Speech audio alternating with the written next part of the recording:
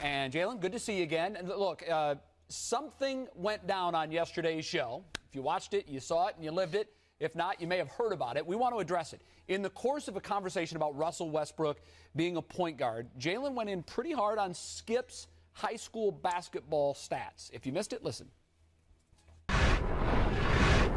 The positions were only created so a novice could follow the game. Just because you're a power forward, that doesn't make you physical. Just because you're a shooting guard, that don't mean you can jack up threes.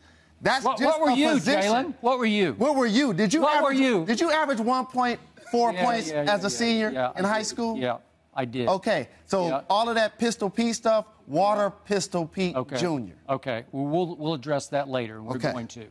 Don't ignore that. Did you play junior? Yeah. Did you play JV as a junior? Yep. Okay. Yep. So I'll follow you. What were you? Okay. What were you? What was your position? I had no position. I have you no were game. a point guard. I have no game. You were a point guard. I have no Am I right?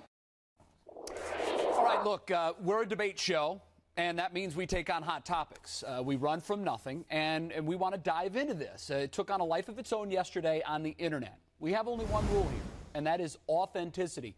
We need to make sure that the viewers at home realize when they turn on the TV, what they're seeing is genuine. And what happened yesterday happened organically, and it is out there.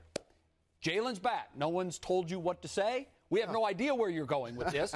But what we want to do is after you look at that, what's your reaction? Do you still stand by the way you approach that? We're a debate show, as you mentioned. We're not a reality show.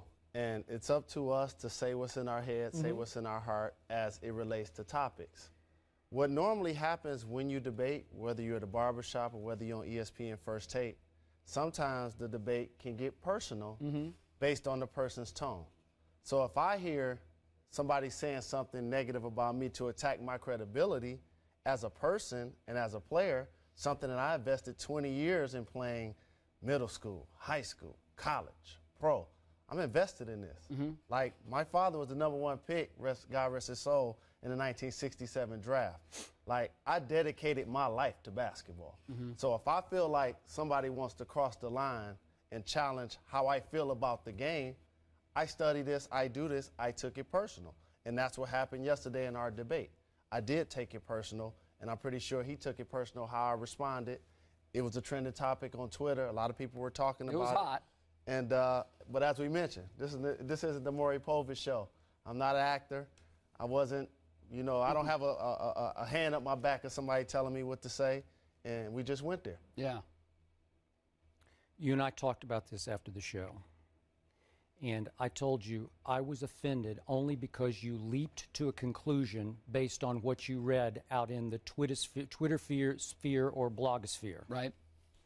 And this all began, as you now know, with a tweet of mine of, I don't know, 3-4 weeks ago that was 100% accurate, but thanks to the 140 character limit, was about 5% of the real story, which, again, you and I shared yesterday. You shared some stories with me that were similar on your much higher level. And I only talk about this because now my integrity and credibility have been questioned by many of my Twitter followers. Did you exaggerate this? Nope. Did you lie about it? Absolutely not. For those that may not have seen the tweets, try to, I know it's tough, but what was your original tweet? Okay, the original tweet began with, and again, this is 3 sentences and 140 characters. It's tough. I thought twice about doing a second and third tweet to expand upon the topic because it's a much deeper story to me. It's my nightmare story. Right. It's in fact what propelled me to sit in this seat. The frustration that was caused to me in my high school career propelled me to become a member of the media and talk about basketball. So it's the basis of why I'm here. Okay. But the original tweet began that in 9th grade, I was asked to go to a big basketball camp, area statewide, that was run by the Iba family of Henry Iba fame at Oklahoma State, the mentor to Bobby Knight. Legendary coach. Legendary.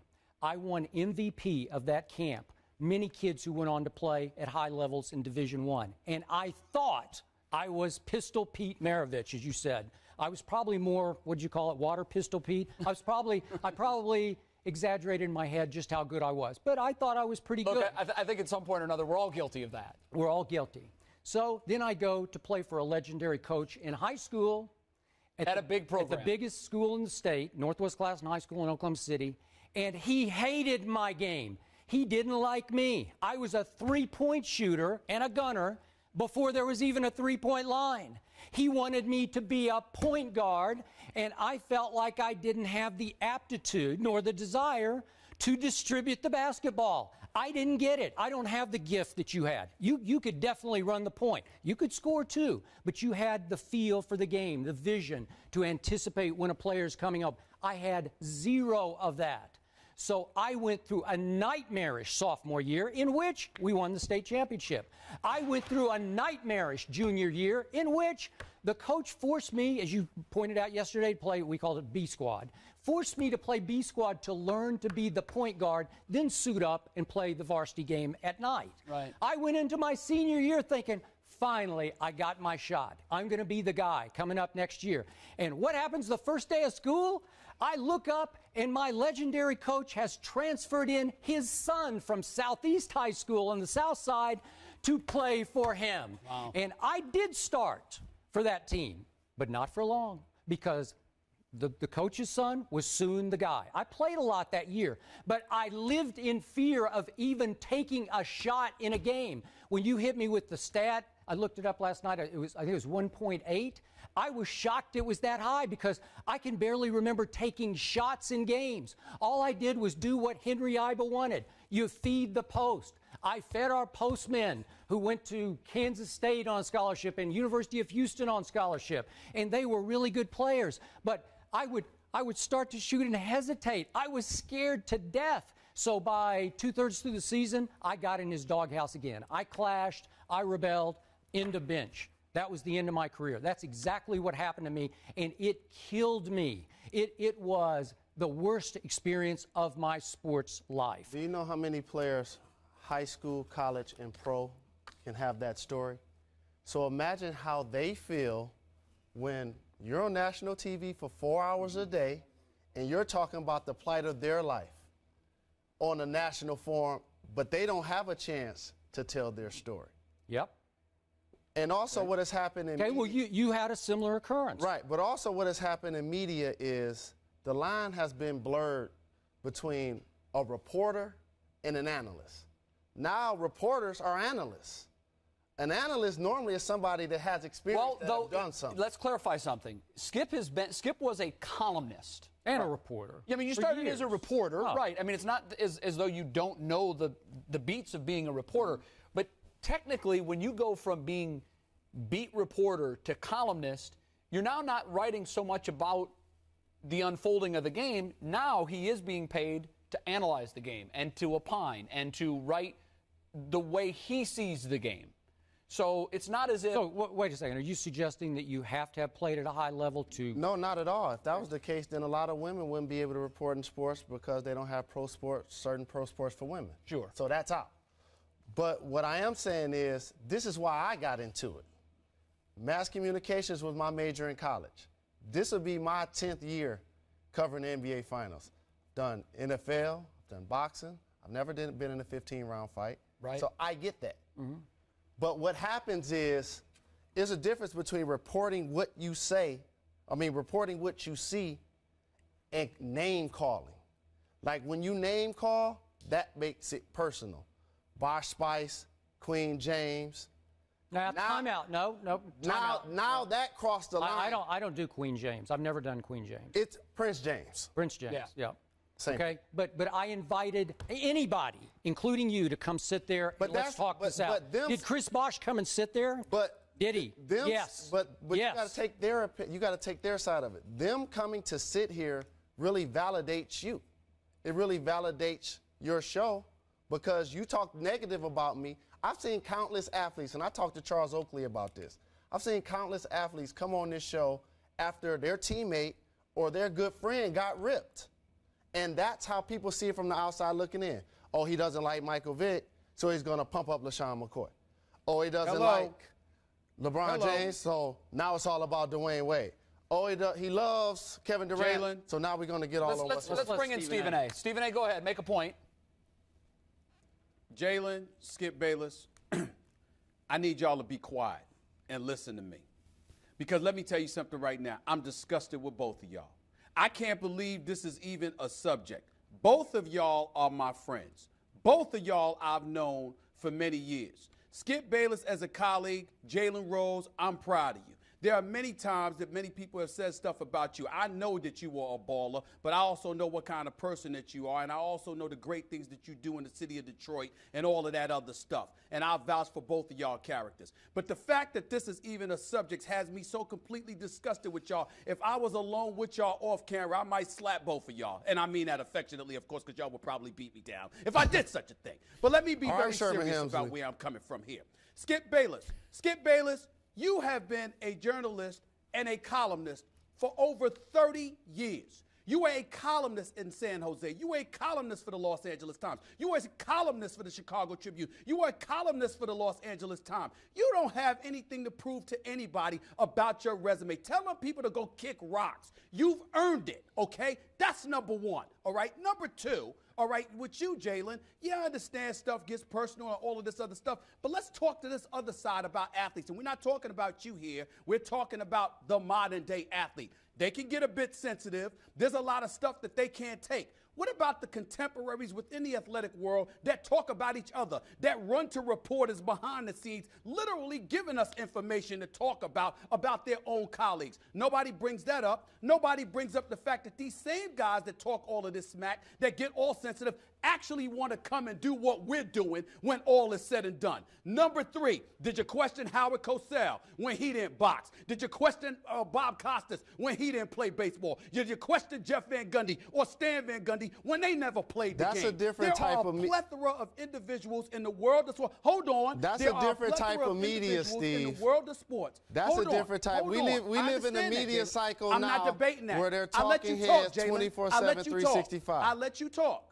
I let you talk. Let me talk. What I'm saying is I'm not disputing that. All I'm trying to say to you is that there are plenty of people who want to come here and do what we do. Now, you've got people that are professional athletes that sit there and say, well, you know what, a journalist, you're giving your opinions, your name calling or whatever the case may be, which is something I don't name call, but they say, oh, you know what, this is what they do. Well, guess what?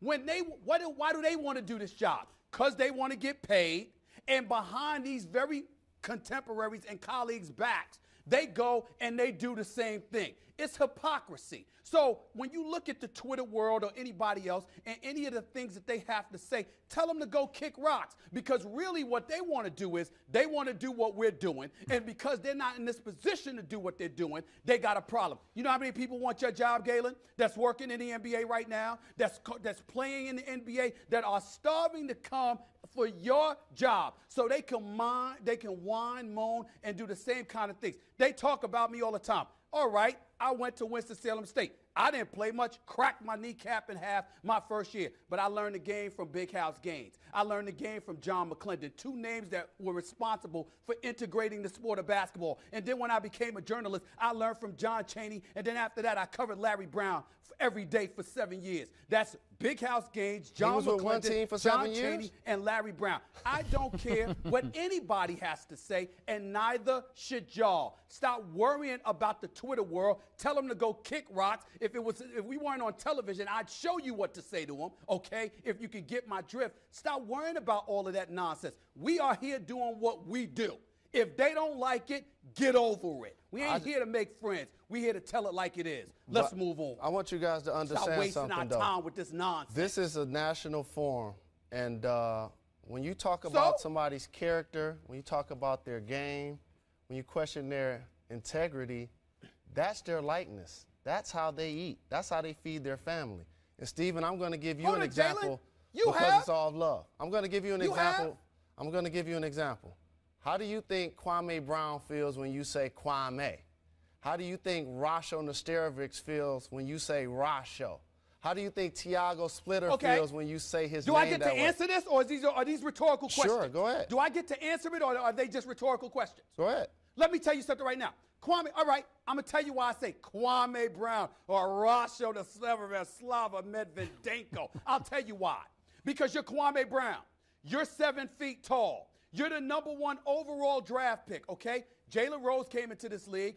Reggie Miller came into this league, a plethora of other individuals that understood the privileged position that they were in. You come into this league, you came in without a jump shot. You came in without the ability to rebound. You came in without the ability to do nice footwork, to pass, to rebound, to defend, to score points, or whatever the case may be. And it's a decade later, and you're still that dude. You've never worked and put forth your due diligence in order to take advantage of the privilege opportunity that you were in. And when I see that level of consistency as it pertains to an aptitude, I'm going to call somebody out. I saw you come here at ESPN, Jalen. I didn't see you do anything differently. I see you on SportsCenter all over the place. If a dude is playing like garbage, you don't sit there and point out he's playing like garbage. Of course you don't I sit do, there and point out how he's not living up to expectation. I don't want to get away from what we're talking about because that's what makes this. Oh, great. I'm staying on the point. I'm right here.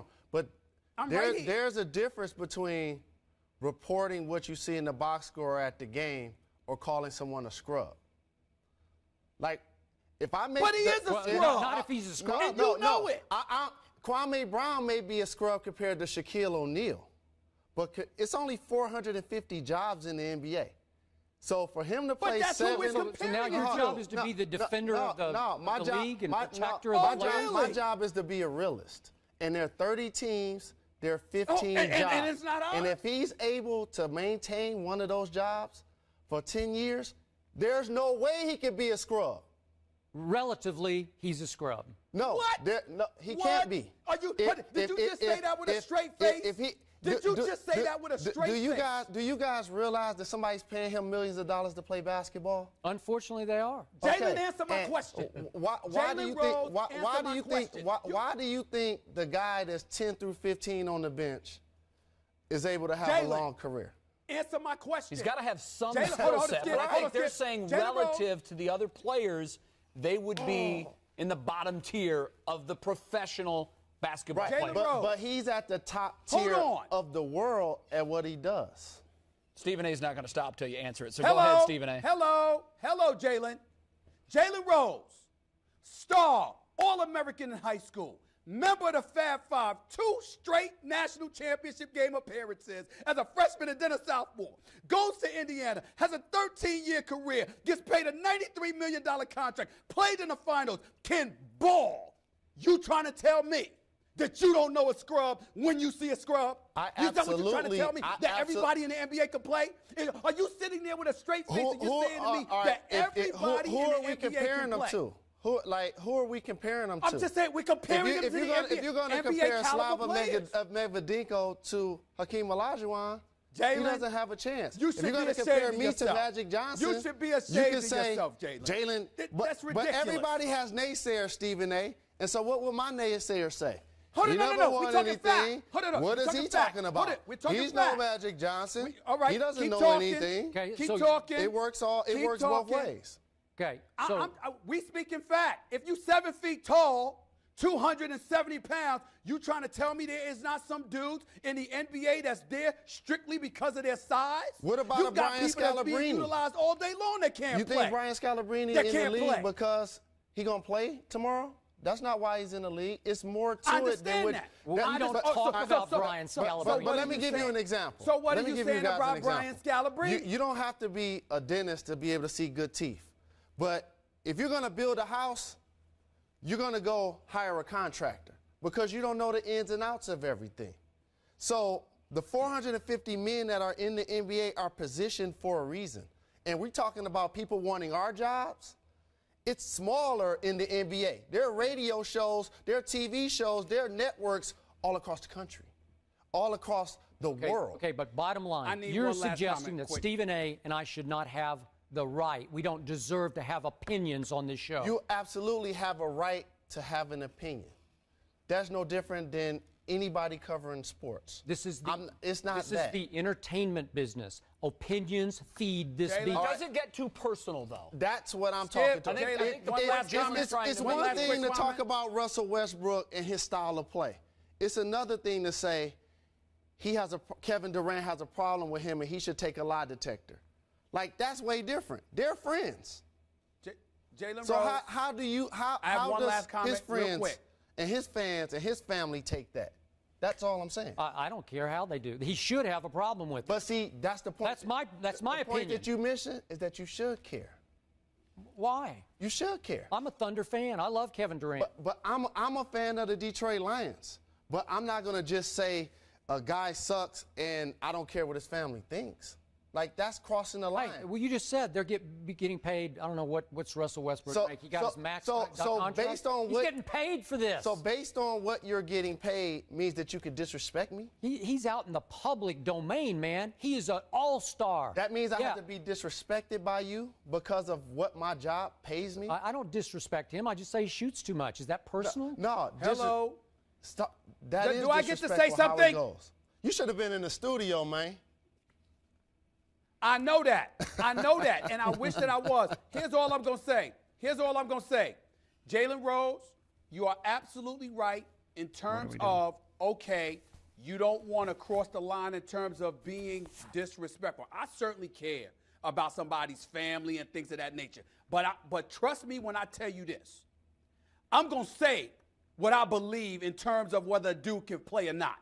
I'm going to tell you why. I'm going to do it without compunction. I'm not going to give 2 cents about what you or anybody think. And by the way, I'm not going anywhere. A matter of fact, I'm going to be in the locker room. I'm going to be at the game. And I'm going to look around when I say something. I'm going to be like, yeah, that was me. I said it. And guess what, Jalen? When I do that, you will still have dudes that played in the NBA just like you did, wanting to come up here and get my job and sit there and do what they do. Some of them don't have a degree. They certainly ain't as educated. They can't articulate and elocute themselves the way that I can. They don't have a journalistic background. But that's they don't a do. different Hold on. audience. They don't do. A player, hold on. A former hold on. player gets they hired don't to be an do analyst. What I do. So like, let's be that's a clear. different job. No, I let you talk. Jalen. I let you talk, Jalen. My point is, that's what it's going to be about. Now, you can sit there and whine and moan, and I'm everybody not else can. about anything. It ain't changing anything. No, it's going to be the way it's going to be. Get over it, because I've been coming. I'm going to continue to come. Skip's been coming. He's going to continue to come. And people just need to get over that, because we're not going anywhere. Enough of this. Let's just change the subject, because it ain't going to change. This is ridiculous. So, let's move on. So what about the notion that if you attack or assassinate my character, and I'm a player, I'm an entertainer, I'm an actor or whatever, am I allowed to now call you on it? Yeah, absolutely. Okay. Kevin Durant called me on it. So sure. So basically, if you're gonna say, I don't work hard, I'm soft, I don't have a good attitude, how would you take it if? Where that information come from, Jalen? No, I'm not talking about Where does it me. come from, Jalen? I'm just giving an example of a player. Like, the media do this all of the time. That's what they do. If a player is out but for the a media game, gets the information from somewhere. When somebody, if coaches and players and colleagues are telling you that information, you can't just act like the analyst just came up there and bloviated that out of his mouth. The people who are close to these guys, who are inside those walls, are leaking this information. All right, look, this to is really reporters. good. What about them? Stephen A. but there's one more point, though. There's one more point. And well, here's what I want to do. Hold that thought. This is so good, it needs to continue.